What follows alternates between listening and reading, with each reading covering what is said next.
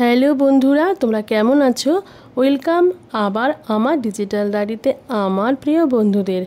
আশা করি তোমরা সবাই ভালো আছো আর তোমাদের ভালোবাসায় আমিও ভালো আছি। আজকে রথযাত্রা, একটু তো স্পেশাল হতেই হবে। তা কি স্পেশাল? না কিছুই না, বাঙালির সিম্পল রুটি আর তরকারি দিয়ে ব্রেকফাস্ট। আর এই দেখো বাপি আর মায়ের ঘরে আজকে নতুন একটা বিছানার চাদর সেট পেতে দিলাম।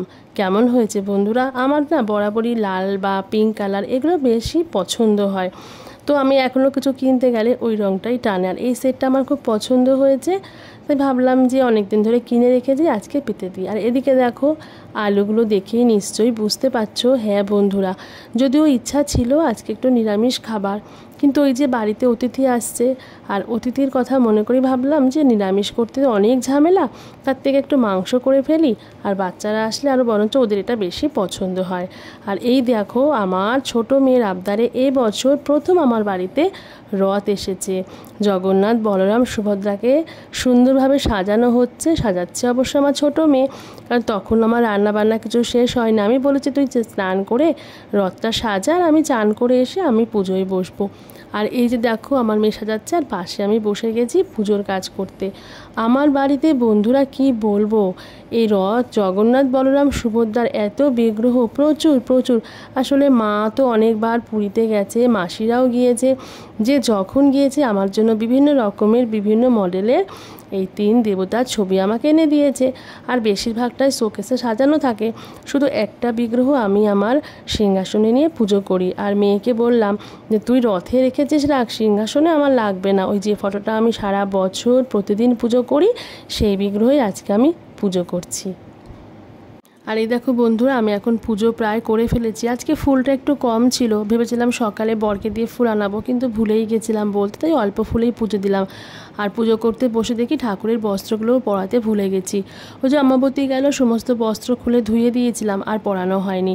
আর এই শঙ্খটা দেখো কি সুন্দর না, বাপি পুরী থেকে আমাকে এনে দিয়েছিল। বাপিকে বারণ করেছিলাম কিছু না আনতে, কিন্তু শত হলো তো বাবা, কিছু খালি হাতে কি আসা যায়? তা 4টে শঙ্খ নিয়ে এসেছিল। গতবার জানো যখন বাপি ওই এলাহাবাদ না কোথায় বেড়াতে গেছিলো, একসঙ্গে 4টে করতালও নিয়ে এসেছিল। জানো বন্ধুরা, মাকে যখন এখানে নিয়ে এসেছিলাম তখন মায়ের ঠাকুরগুলো বাসাতে ফ্ল্যাটে ছিল, কিন্তু পরে যখন সব ঠাকুরগুলোকে নিয়ে এসেছি ওগুলোও আমার সিংহাসনে রেখে দিয়েছি। আর এত ঠাকুর হয়ে গেছে সিংহাসনে। আর এই দেখো আমার ছোটো মেয়ে রথ সাজাচ্ছে আর একটু মাঝে মাঝে নেচে নিচে, ওর ভীষণ আনন্দ।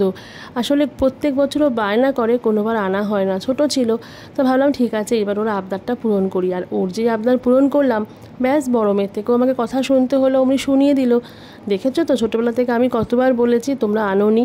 আসলে দুটো মেয়ে থাকলে বোধহয় মাঝে মাঝে এই ক্রাশগুলো হয়। আর এইদিকে দেখো এটা আমার একটা বাড়তি পাওনা, প্রত্যেকবারই আমাদের দত্তপুকুরে বিশাল একটা রথযাত্রা বেরোয় রথ নিয়ে, কোনোবার দেখা হয় না। এইবার যখন আমি একটু দুপুরে বেরিয়েছিলাম, আসলে কি হয়েছে বলো তো, বাপি বেরিয়েছিল তাস খেলতে, একটু নেশা আছে বাপির। আর এদিকে আমার মেজো বোনের হাজব্যান্ড চলে এসেছে বাপিকে দেখতে, বাপি অসুস্থ ছিল তাই। তা বললাম তোমার শ্বশুর তো তাস খেলতে গেছে, বলো দিদি আমি তো চলে যাবো 5:35 ট্রেন ধরে। তা ওকে বসিয়ে রেখে ভাবলাম বাপিকে একেবারে এসে স্কুটিতে করে নিয়ে যাই। তো বেরিয়ে দেখি বিশাল একটা রথযাত্রা বেরিয়েছে, এটা আমার বাড়তি পাওনা। আমিও দাঁড়িয়ে গেলাম আর একটুখানি সুযোগ পেয়ে দড়িটাও টানলাম। আর দেখো কি সুন্দর রাস্তায় প্রত্যেককে না প্রসাদ দিচ্ছিল, আর ভীষণ বড় লাইনটা হয়েছিল। বেশ নাম কীর্তন করতে করতে সবাই যাচ্ছিল। আমার খুব ইচ্ছা করছিল ওদের সঙ্গে বেরিয়ে যেতে, কিন্তু কি করব বলো, আমার তো আর সেই উপায় নেই। আসলে মনে ধর্মকর্ম ইচ্ছা থাকলেও সময়ের জন্য অনেক কিছুই আমরা করে উঠতে পারি না। আর হ্যাঁ, ওরা না অনেক সময় ছুঁড়ে ছুঁড়ে ফল দিচ্ছিল, আমার ঠিক সামনেই একটা আম এসে পড়েছিল, আমি সঙ্গে সঙ্গে সেটা তুলে নিলাম। আর হাতে প্রসাদও দিচ্ছিল, প্রসাদটা নিজেই ভাবলাম খেয়ে নিই, কারণ গাড়িতে আমার রাখার জায়গা ছিল না, তাই প্রসাদটা সবার নাম করে আমি খেয়ে নিয়েছিলাম। এই সুযোগ পাবেন না, তাই অতি শীঘ্রই যোগাযোগ করুন মুক্ত শিক্ষা কেন্দ্রে ফণীভূষণ স্যারের সঙ্গে। Phone number 858503। বাড়িতে আসবার কিছুক্ষণ পরেই মেয়েদেরকে বললাম যা তোরা এবার রথ নিয়ে বেরিয়ে পড়, সন্ধে হয়ে যাচ্ছে। তাই আমার ছোটো মেয়ে আর মেজো বোনের মেয়ে সানা দুজনে বেরিয়ে পড়লো, আর ওদের পেছন পেছন আমিও বেরিয়ে পড়লাম তোমাদের জন্য ভিডিও করবার জন্য। আর এদিকে দেখো ডলিদিও বেরিয়েছিল তার পোষ্য ছেলে বলতে পারো পুচকে লালকে নিয়ে। ও এবার প্রথম রথ কিনেছিল রথ নিয়ে বেরোবে বলে। আর এইটা বেশ ভালোই লাগে, যে শখগুলো আমরা ছোটোবেলায় পূরণ করতে পারিনি, আমাদের ছেলে মেয়ের দৌলতে সেই শখগুলোও কিন্তু আমরা অনেক সময় পূরণ করতে পারি। যেমন ধরো এই চিপস, ক্যাডবেরি, আমি কিন্তু ছোটোবেলায় খুব একটা খেতে পারিনি, তোমরা হয়তো পেতে পারো জানি না, কিন্তু আমার মেয়েরা যখনই এগুলো খায় না, পাশে ঠিক লোভনীয় দৃষ্টিতে বা চাউনিতে তাকিয়ে থাকি, মেয়েরা না দিয়েই পারে না। তো ছোটোবেলায় সেই ঘাটতিটা না বড় হয়ে বেশ অনেকটাই ছেলেমেয়ের জন্য পূরণ হয়ে যায়।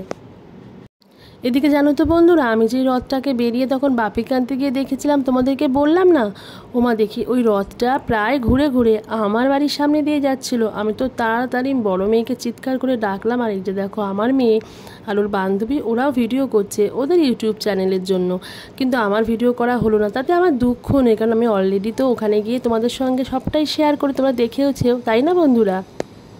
আর আমার দেরি হলো কেন জানো তো, আমি ভাবলাম যে এই দৃশ্যটা যদি মাকে একটু দেখাতে পারি। আমি দৌড়ে গিয়ে ওপরে মাকে নিয়ে ছাদে যখন বার করলাম, মা অবশ্য দেখেছে, মা বলছে হ্যাঁ। আমি যে মা দেখতে পাচ্ছ রথ যাচ্ছে? মা বললো হ্যাঁ, এটাই আমার শান্তি। আসলে মা তো এখন ঘর থেকে কোথাও বেরোই না, তা ভালো কোনো কিছু হলে ভাবি মাকে যদি একটু দেখাতে পারি, মাকে যদি খাওয়াতে পারি। ছোটোবেলা জানো তো বন্ধুরা, আমাদের দেগঙ্গায়, মানে আমার বাপের বাড়ি দেগঙ্গায় ছিল, তো দেগঙ্গার পরের যে তোমার স্টপেজটা পড়ে বেড়াচাপা, ওখানে না রথের মেলা হতো। আর প্রত্যেকবার মা আমাদের 3 বোনকে নিয়ে যেত ওখানে, খুব মজা হতো। তো সেই সবগুলোই মনে পড়ে। একটা সময় মায়ের কত, মানে কি বলবো, কত চেতনা ছিল যে এই মেয়েদেরকে মেলায় নিতে হবে। মা ওখান থেকে আমাদের সব কিছু খাইয়ে দাইয়ে ভ্যানে করে আবার নিয়ে আসতো। আর সেই মা এখন সব কিছু থেকেই কেমন যেন একটা বঞ্চিত হয়ে যায়। আসলে মার সেই অনুভূতিটাই তো আর নেই, কি বলবো বলো। আর দেখো আমাদের বাড়ির সামনে দিয়ে রথটা যাওয়ার জন্য বেশ অনেকক্ষণ জ্যাম হয়েছিল, তাই অনেকগুলো বাইক এক জায়গায় দাঁড়িয়েছিল, ওগুলো সব একে একে যাচ্ছে, কারণ লাইনটা না বেশ দীর্ঘ ছিল। অনেক লোকের সমাগম হয়েছিল এই রথযাত্রায়।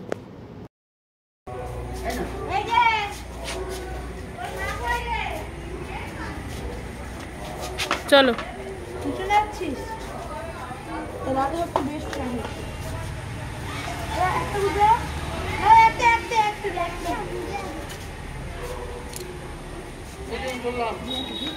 চলে আসছো? আচ্ছা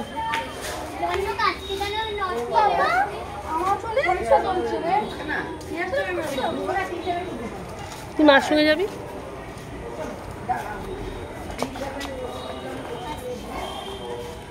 হ্যাঁ চল, তোর মমতা আন্টির বাড়ি চলো। কোন বাড়িটা? ওই বাড়িটায়? হ্যাঁ আয়, বাড়ি আছে তো ওই দেখ।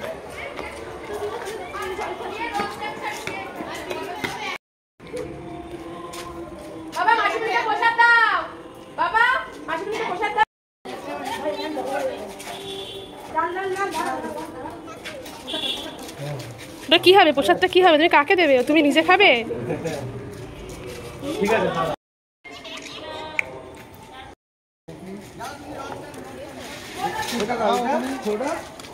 ওই যে পুচকিটার ওইটা।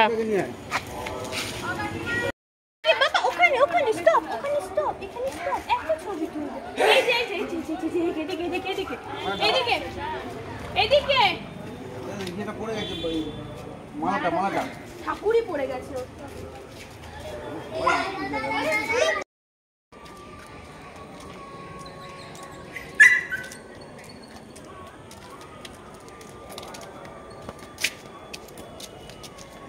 তুমি রথ কি এখন রাখবে? না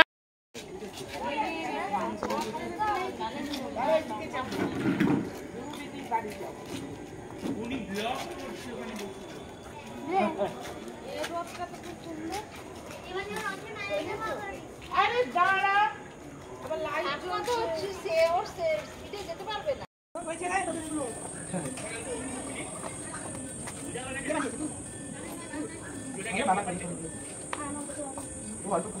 বোতলটা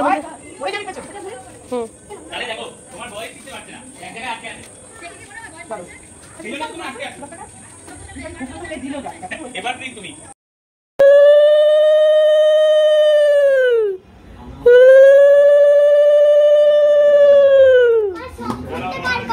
বাড়িতে রেখে এসেছি।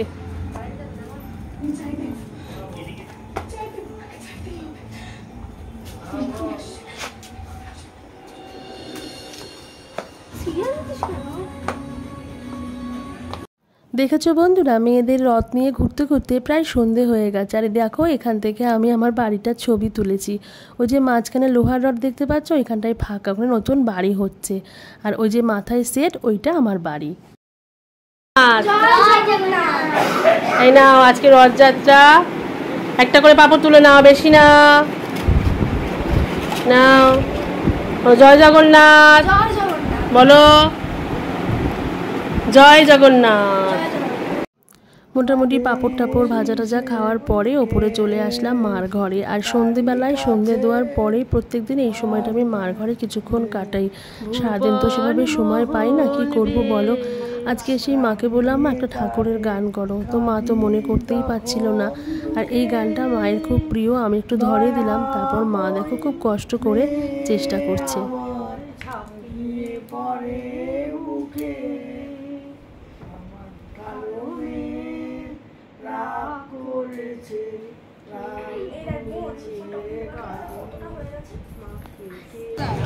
অবশেষে আমরা রথের মেলার দিকে যাচ্ছি।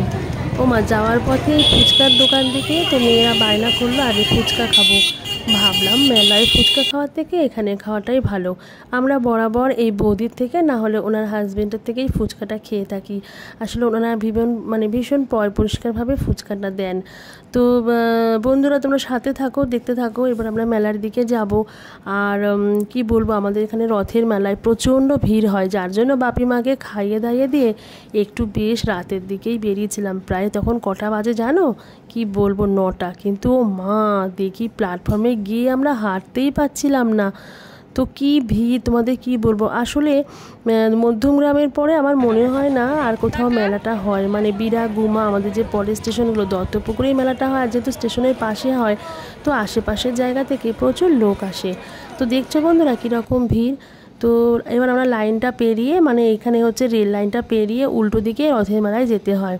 তো বেশি ভিডিওটা আর বড় করবো না। আর পরের দিনকে পরের ব্লগটায় তোমাদেরকে দেখাবো মেলায় গিয়ে আমরা কি কি খেলাম, কি করলাম।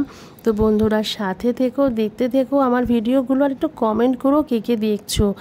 আর ভালো লাগলে বলো, তাহলে কিন্তু আমি নিয়মিত ব্লগটা দেওয়ার চেষ্টা করব। কিন্তু তুমি যদি না কমেন্ট করো, না দেখো, তাহলে আমি কি করে বুঝবো ভিডিওটা কেমন হচ্ছে। তো দেখো কি সুন্দর লাইটিং করেছে। আর কোন কোন দোকানে, প্রচুর দোকান, প্রচুর খাবারের দোকান, মনোহারি দোকান, স্টেশনারি দোকান, গাছের দোকান, কি না নেই মেলায়, সবটাই তোমাদের সঙ্গে ভাগ করে নেব। আজকের জন্য রাখি, ভালো থেকো, সুস্থ থেকো, টাটা।